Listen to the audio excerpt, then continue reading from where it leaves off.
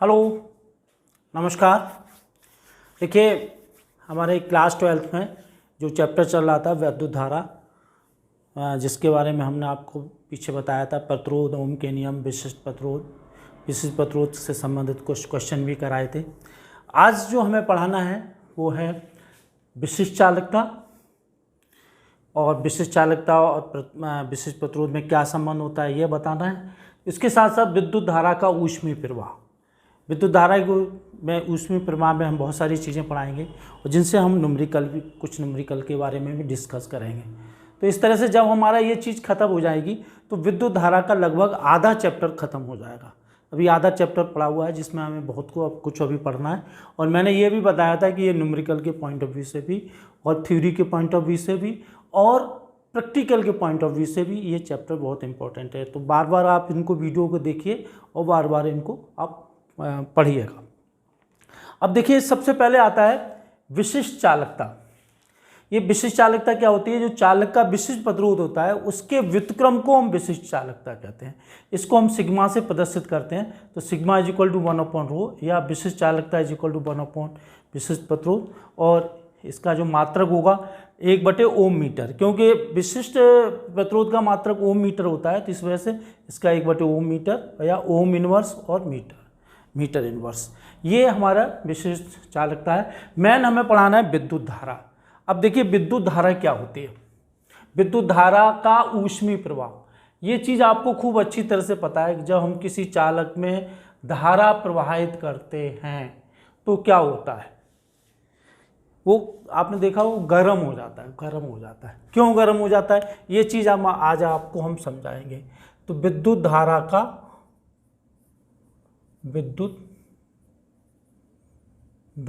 का ऊष्मीय प्रवाह,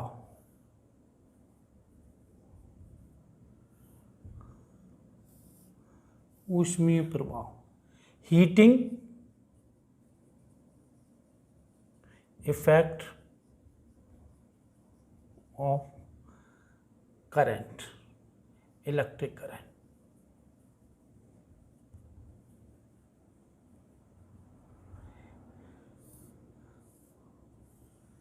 हमने आपको ये बताया था कि जैसे ये कोई चालक है, इस चालक के सिरे पर आपने बैटरी जोड़ दी। ये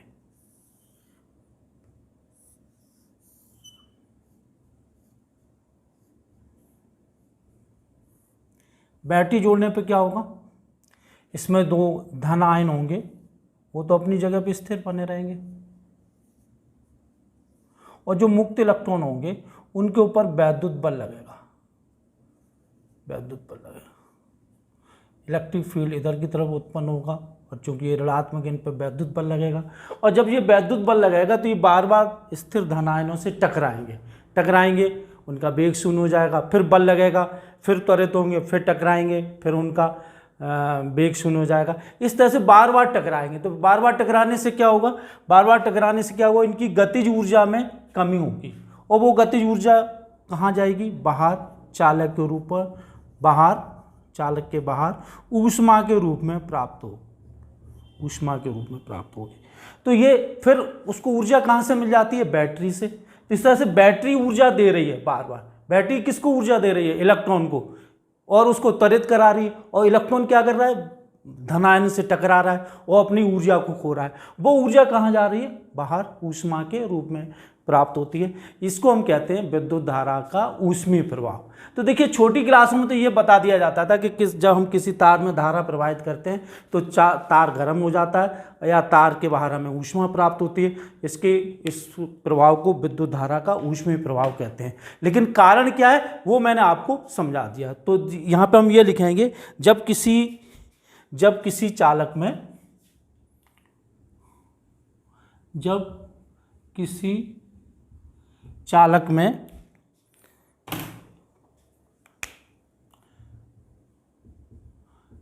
में वैद्युत धारा प्रवाहित की जाती है तो तार गर्म हो जाता है, अर्थात तार द्वारा ऊष्मा प्राप्त होती है।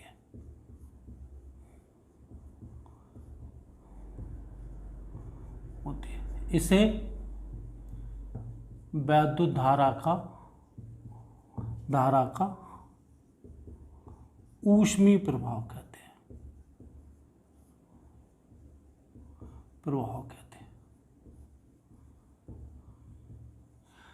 हैं। इसका कारण वही है।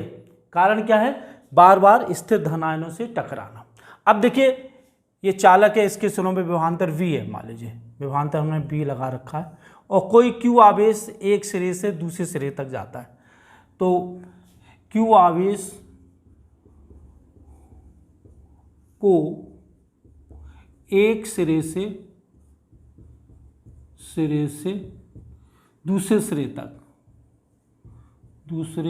तक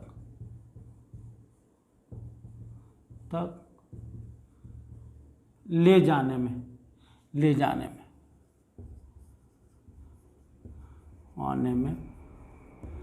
बैटरी द्वारा किया गया कार्य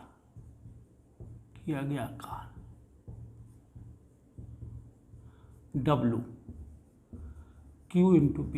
और जब बैटरी कार्य करेगी तो उसकी ऊर्जा व्यय हो जाएगी। उसकी ऊर्जा को क्या कहेंगे? व्यय वैद्युत ऊर्जा। तो बैटरी द्वारा व्यय वैद्युत ऊर्जा किसके बराबर हो गई? किए गए कार्य के बराबर। किया गया कार्य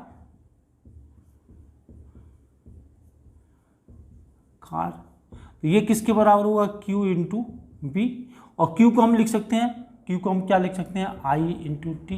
तो ये हो जाएगा I into T into B, या VIT जूल। ये हमारी वैद्युत ऊर्जा होगी। वैद्युत ऊर्जा VIT।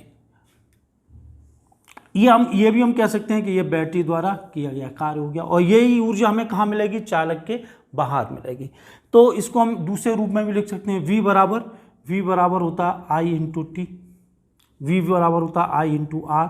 तो वैद्युत ऊर्जा हो जाएगी,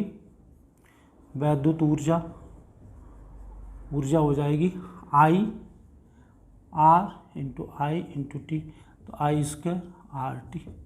इसी तरह से I को हम लिख सकते हैं I बराबर V अपॉन आर। तो वैद्युत ऊर्जा बराबर V into V upon R into T, V square upon R into T.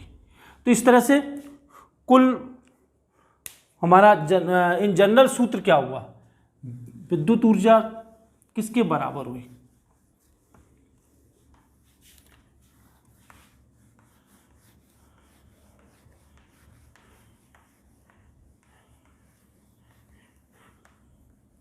Battery द्वारा किया गया कार्य, बैटरी द्वारा किया गया कार्य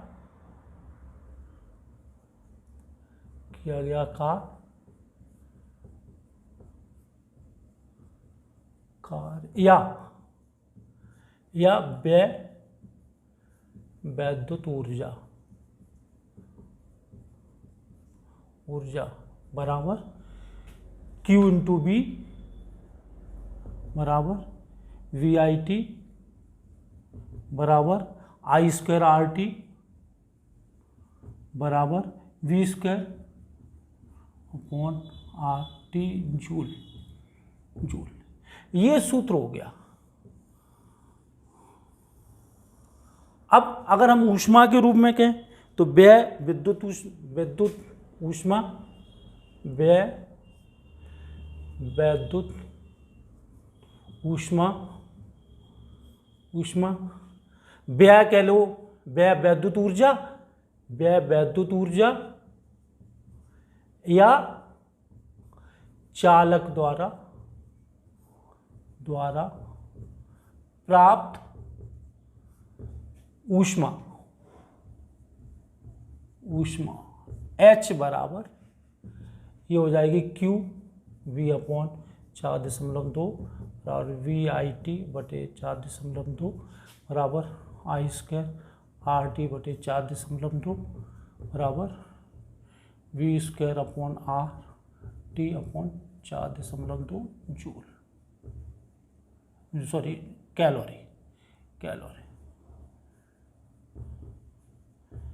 इसी तरह से हम इसको किलो कैलोरी में भी व्यक्त कर सकते हैं। ठीक है, अब बात आती है सामर्थ्य, वैद्युत सामर्थ्य।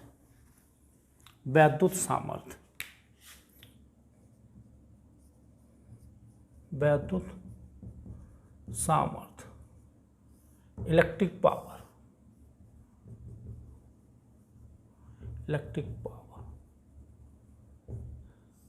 देखिए, हम दो तरीके से इसको देखते हैं। किसी बैटरी द्वारा व्यय वैद्युत ऊर्जा की दर को वैद्युत सामर्थ्य कहते हैं। ये तो बैटरी द्वारा, उधर हमें चालक के द्वारा हमें क्या मिलेगी, ऊर्जा। तो किसी चालक द्वारा प्राप्त ऊर्जा की दर को हम वैद्युत सामर्थ्य कहते हैं। तो किसी बैटरी द्वारा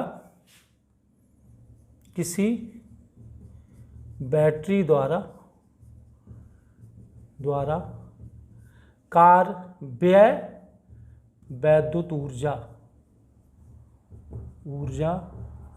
की दर को वैद्युत सामर्थ्य कहते हैं।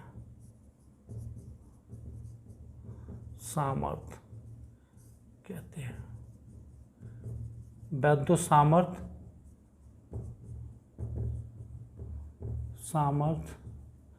P बराबर H अपॉन T।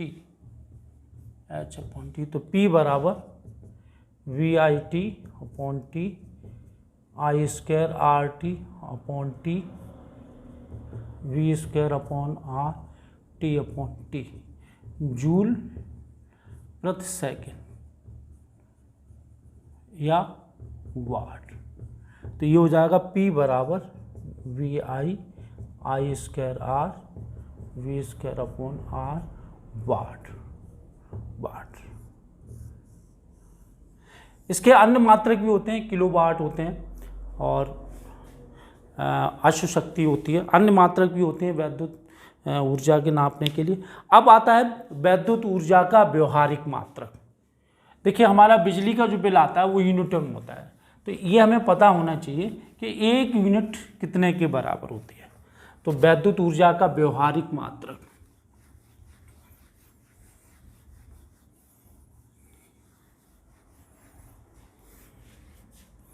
वैद्युत ऊर्जा का व्यवहारिक मात्रक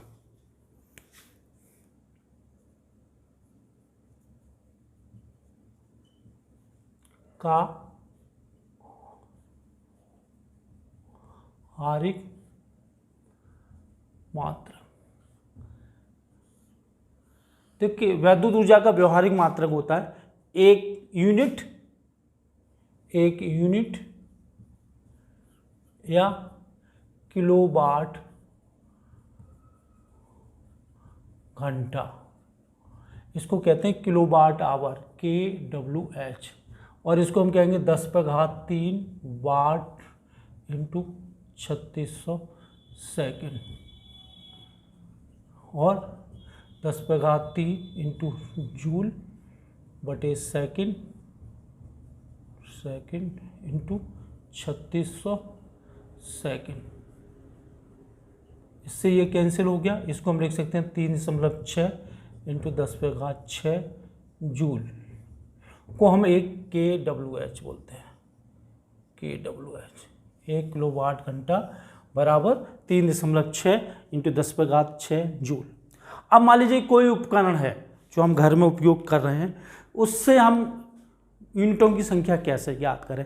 जैसे घर में हम हीटर उपयोग कर रहे हैं या हम फ्रिज उपयोग कर रहे हैं, तो हम उसमें यूनिटों की संख्या कैसे ज्ञात कर सकते हैं। तो उसके लिए हमारा फॉर्मूला क्या होता है, किसी उपकरण द्वारा, किसी वैद्युत उपकरण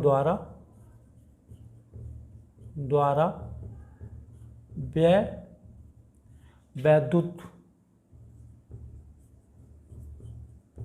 ऊर्जा में यूनिटों की संख्या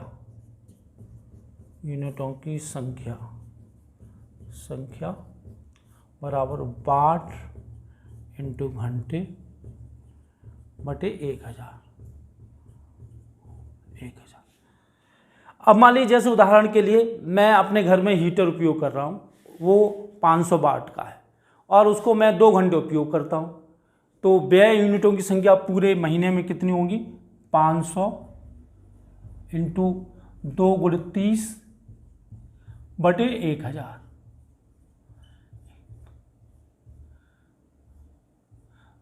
30 यूनिट बिजली खर्च होगी।